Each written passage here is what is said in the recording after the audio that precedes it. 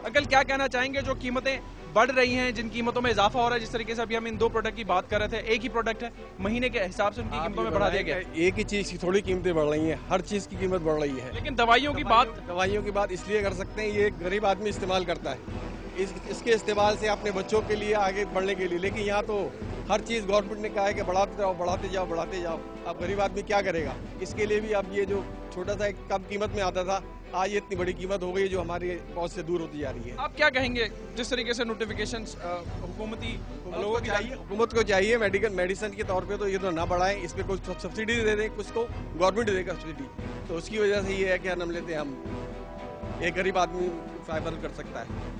एक गरीब आदमी ये कहता है कि जी हुकूमत को अगर सब्सिडी देनी है तो इस तरह के प्रोडक्ट की कीमतों पर दे, जहां पहले हमने अदवार में देखा कि पेट्रोलियम मसनूआत पे दी, जिसका इफेक्ट आज तक हम भुगत भी रहे हैं। अस्सलाम वालेकुम आंटी, दवाइयों की कीमतों में अभी इजाफा हुआ है। ORS एक 10 रुपए का आता था, अब 27 रुपए का हो गया। कफ सिरप में इजाफा हो गया। ये इंडिया दिया जा रहा है कि जिस तरीके से अभी कुछ कंपनीज ने किया है कि तो ये भेड़ चाल चल जाएगी और फिर दवाइयाँ भी जो है वो हमें महंगी मिलेंगी। आप क्या कहेंगे? पाकिस्तान में इतनी महंगाई पहले ही है और उसके अलावा ये कि जो गरीब आवाम है या जिनके बच्चे हैं वो तो अक्सर ही बीमार रहते हैं, तो इस वजह से जो है ये हम लोगों को जो है ना हुकूमत को भी सोचना चाहिए ना कि कुछ तो लोगों के लिए कुछ तो आसानियाँ करें। आप समझती हैं कि जो अभी दवाइयाँ महंगी हुई हैं, जिस तरीके से हमारी बात हुई है मुख्तलिफ मेडिकल स्टोर पर, लोगों ने कहा है कि इनका इस्तेमाल ज़्यादातर गरीब आवाम ही करती है, तो उसी सेगमेंट को जिसको फैसिलिटेट करने के लोग हुकूमत दावे करती है, उसी पे एक बर्डन डाल दिया। हाँ, ये तो है कि इस हुकूमत जो है दावे तो सब करते हैं लेकिन पूरा कोई भी नहीं करता। अब इस हुकूमत ने दावे तो बहुत किए थे कि रोटी कपड़ा और मकान और गरीब आदमियों को जो है हम बहुत रिलैक्स देंगे, बहुत आसानियाँ देंगे, लेकिन गरीब आवाम ही ज़्यादा परेशान है। अगर हम देखें तो आज जो है वो गरीब तबका और जो मुतवस्सित तबका है वो आज सबसे ज़्यादा परेशान है। बहुत बहुत शुक्रिया।